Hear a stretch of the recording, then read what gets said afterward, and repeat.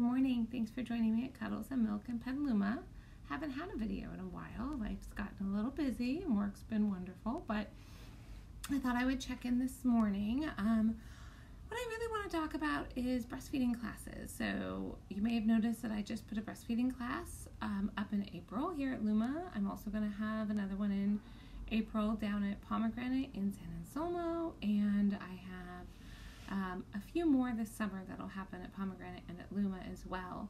But I just want to take a moment to talk about why your average breastfeeding class might not be enough and what's different about breastfeeding classes. So one thing to think about is that first off, a lot of women prepare for childbirth, but not breastfeeding. They think childbirth is painful, they should prep for it, but breastfeeding is natural, so they don't need to. I disagree with that. First off, I'd say breastfeeding is totally natural. Yes, humans are meant to lactate and breastfeed their children. However, it's rarely easy. And we do not live the way we used to, where you have 3 generations of women right there to help you each step of the way. And when you're doing this by yourself, it's a lot harder, okay? So that's kind of the first thing I'd say is it's not the way it used to be. I highly recommend a breastfeeding class. With that said, they're not all created equal. You know, you want to check out the hospital you're going to deliver and see what their options are. Some examples that I know of are some hospitals nearby in Sonoma County are doing an online breastfeeding class. So you can just kind of click in, watch the video, and get that information that way. Which, you know, if you're really busy, might be a decent option. But not a way to get any questions answered.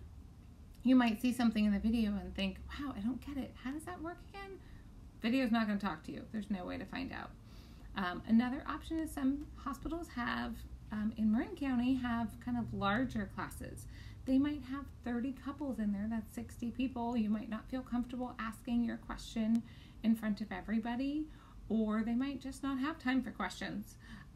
It's a large class, frequently not taught by an IBCLC, frequently taught by maybe a childbirth educator or maybe even a lactation specialist, but not a board-certified lactation consultant who is an IBCLC, right? You want someone at the top level of lactation and breastfeeding medicine to be answering these questions and preparing you for childbirth.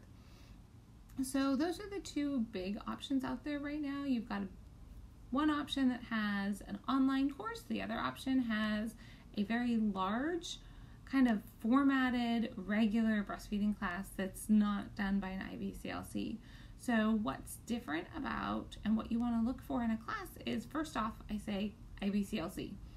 They're the best in the field. You want to be getting your questions answered by someone who knows. If you were going to have an orthopedic surgery, you would want to be talking to the orthopedist beforehand, not his MA. You wouldn't want to talk to, somebody else. You'd want to get the answers from the best person you could. Same thing like if you were going to have your house remodeled, you'd want to talk to the contractor, not, the contractor's assistant who's there sometimes. You want to talk to the person who's going to be the most helpful and the most knowledgeable for you. So that's kind of the big thing, is getting really good quality help and information. You want real evidence-based medicine. So you don't want to get someone who tells you, well, this has worked for someone I know.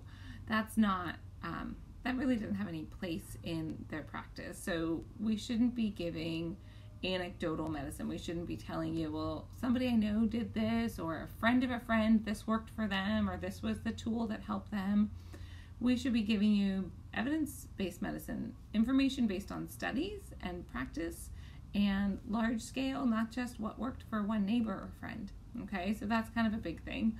And then you want to be getting your class taught by IBCLC, and you want a small setting. In a classroom with 30 couples, that's 60 people in the room, it might be hard to be heard, or you might not feel comfortable asking your question. You might not feel like raising your hand and saying, hey, I have really inverted nipples. What do I do about that? You might feel really embarrassed.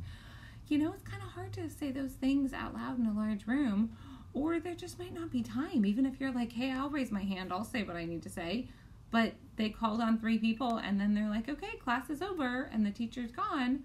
There's no time for you to get that question answered.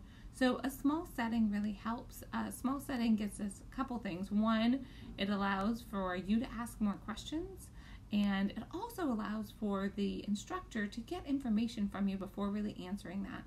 So, you know, if you say, I'm worried about low supply, they could give you the standard answer of, you know, the first 2 weeks are really important for building supply. You want to do skin to skin and all of this. But if you have a small class setting and your instructor is able to ask you some questions, like, why are you worried about supply? Have you had a problem with low supply? Do you have thyroid issues? Did you have trouble getting pregnant? You know, to kind of figure out what's going on, that makes a big difference in their answer, right? They have more information, which will give you a more accurate answer. The other thing I'll say is in a small setting, a lot of times the group can kind of split. And if people have kind of personal, important questions, the instructor might even have time to be like, okay, I'm going to start rotating through the group now, and I'm going to give, 5 minutes to each couple, and I'll get around to everybody, and we'll individually answer your questions. That makes a big difference, right? It makes a huge difference. So I highly recommend finding an IBCLC and a smaller class setting. Ideally something with, a dozen or so less couples in the room, okay? So that you can interact and ask questions and get your information and grow and learn and prepare for your baby, because this is the most amazing time of your life. You have a lot of thoughts, ideas, and goals about breastfeeding, and the first 2 weeks really impact your success and helps to start out really good and get yourself off on the right foot, right? It's much easier to do things kind of the correct, easy way initially than it is to kind of make bad habits, have the baby learn the wrong way to latch, or have your supply go down and then have to come back and correct it and break all those bad habits and get your supply up. It's a lot more work. We want to get you set up from the beginning so that, in 4 weeks you are completely easy. It is just put the baby on the breast and go back to talking, and there's no more thought about it. There's no more latch or nipple shield or am I doing this right? That's what we want for you, okay? That's what I want for you. I want this to be wonderful and easy and pleasant and a piece of cake. And that's where you should be in a month, okay? Barring everything else. As long as you don't have a preemie or twins or something else, you really should be in a month able to pick up your baby, put a baby to breast, and go back to talking, barely having stopped your sentence, okay? So it's hard to know when you need to ask for help, but when things are painful and things are really hard, those are big clues. It shouldn't be this hard, okay? And it doesn't have to be. There's a lot of ways of making breastfeeding easier and more successful, okay? So get some help and find a great class. If you are not in my area, I'm sure there is an IBCLC just excited to teach a breastfeeding class near you. Find one and have a great class and prepare for that wonderful baby of yours. And congratulations. Okay, thanks for joining me today at Cuddles and Milk and Petaluma. Have a great day. Bye.